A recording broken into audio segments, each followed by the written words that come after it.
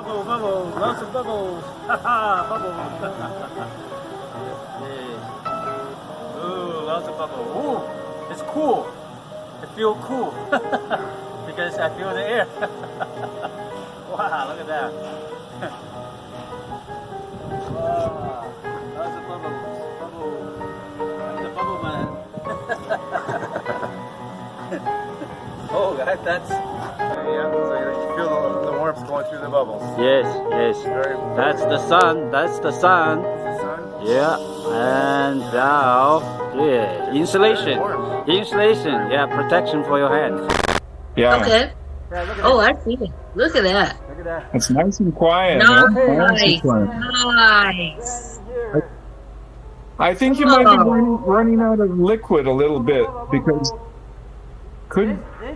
This side got more uniform. Yeah. But this side, for some reason, you see, that's what I call unbalanced. Not much. See, I see more air. Yeah. More air kind of, coming from this side. My. Look at that. Yeah. Look at this. Hey.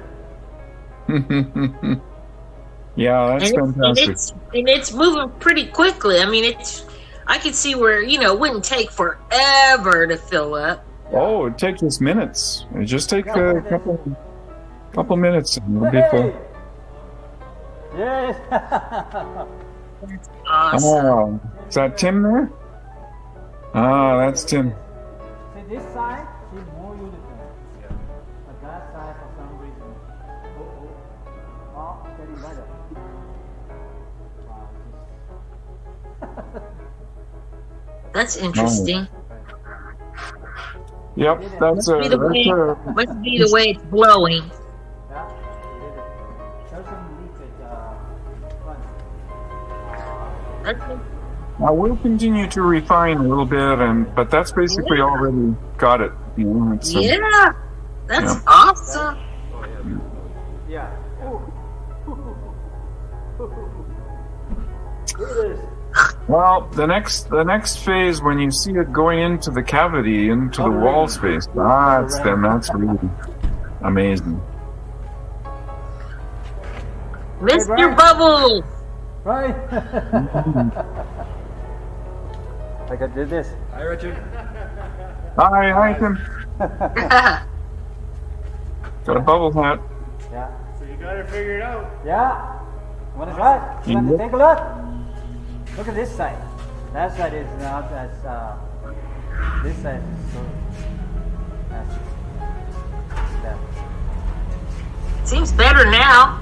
Yeah. Well, because the accumulation of liquid. But after a while, that side there's an unbalance. See? This side is always steady. That side, for some reason, I don't know. Interesting.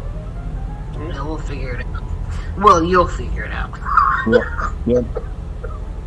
Yeah, that's an excellent beginning.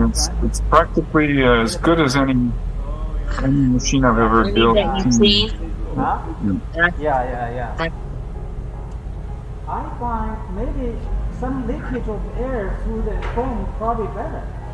Maybe just get the air flow, maybe. So next time I think is the bubble, is that shareable, or do you want to wait? I'm trying to get people excited about this, but we're sharing this all the time. Okay. I think that tomorrow we'll do a demo where we'll invite more people, to see it. And I want to invite Corin and Salim in Bermuda to look at it tomorrow. They were asking to have one of these bubble shower for bubble fun events, on the 13th, I think it is, the 13th of May. So I don't know if we can get it to them that fast, but make a bubble crown. How about that?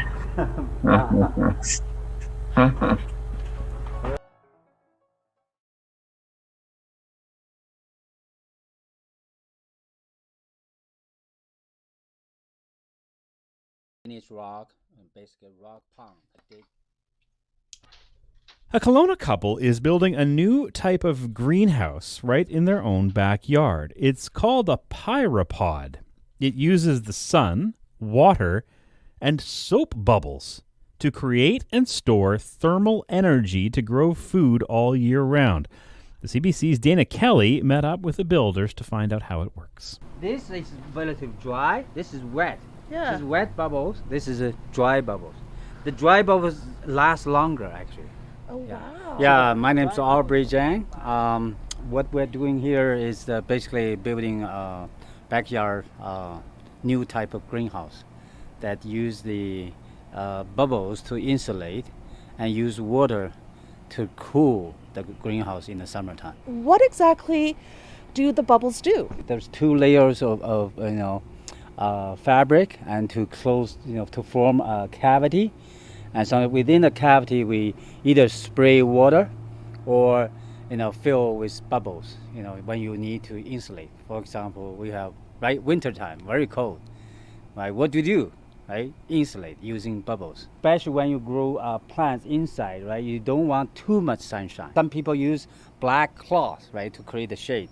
But in our case, we can simply use bubbles. Right now, I'm spraying soap liquid into that 2 bubble generators. So you see the liquid flowing, right? We're gonna see a thin film of water flowing down. So that cools the greenhouse, right? Yeah, summertime you want to cool. But the winter time, you want to insulate, contain the heat. This is basically solar thermal, right? Solar thermal in action. We use the water to take the solar thermal energy and store it in the tank. That's why you see the tank, lots of tanks actually. We can fill the entire cavity in 2 minutes. Oh my goodness. Yeah. So the bubble will go through the fan and be crushed. So we can make it happen like this, and we can make it disappear like this. Wow. Yeah, on demand. How long have you been working on this? And second of all, where did this idea come from? I got interested in this solar thermal thing when I was back in 2011. So a friend came, he smoked, right? I said, let's go out, So I talked to him outside while he was smoking. Then at a point, I lost my balance. So my hand touched the door. And I think the temperature is minus 20 something, winter time, right? And then I felt this, burning hot. I had to take my hand off the door. I said, oh, this is open air, right? This is winter, right? It's so hot, right? So that got me interested. 9 months ago, I met Richard Nelson. He happened to be an inventor, a prolific inventor. So Richard Nelson was the person who discovered it, who promoted, who did all the R&D, And then, I'm the one who commercialized. This is the first prototype, yeah. Yeah, hi, I'm Margaret. I'm Aubrey's wife. So again, Margaret, how are you feeling with this in your backyard? It's taking up quite a bit of space. I almost have to,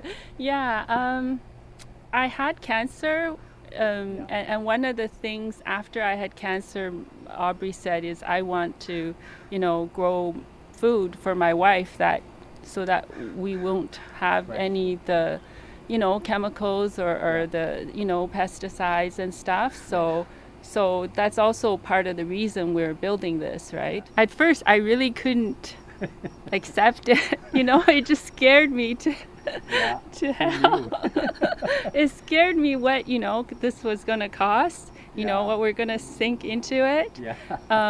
So far we've spent maybe 30 to 40,000 on this, but he's been doing it for quite a few years. We've tried it, the regular sandponics, to see that it works. It does grow lots of things. We had fish growing in there too. What are the fish going to be doing? Fish poop actually is going to be pumped into the grow bed to provide the fertilizer. That's right. And then the water, that will also be pumped up there. It will drain through the sand. It will clean the water. The sand will clean the water and go back to the fish. So it's all timed. It'll run on timers. Every 2 hours, I pump the water for only 10 minutes. That's enough to create the moisture needed in the grow bed. The bacteria is doing the work. Bacteria will turn the ammonium into nitrate. So the bacteria need oxygen. So when you don't pump the water, the oxygen, the air get into the sand, and then help the bacteria to, flourish, to grow a large amount quantity, right? And then doing the work. Yeah. So how much food do you think you'll be able to produce in here? If you, utilize the whole area, then you can grow lots of food. I tried everything. The grape, the fig tree, the tomatoes, anything you cut, you stick in the sand, and then just in a week or so, you got lots of root, because the bubble will create a shade, right? And also cool at the same time. This is not high tech. We call it low tech, high science. Can I get a little closer so I want to try to get Sure, the sound of the bubbles? Have a bubble bath. So very cool. Oh my gosh, I'm getting right in here. Oh my goodness. Yeah. This is the coolest thing I've ever seen. Yeah.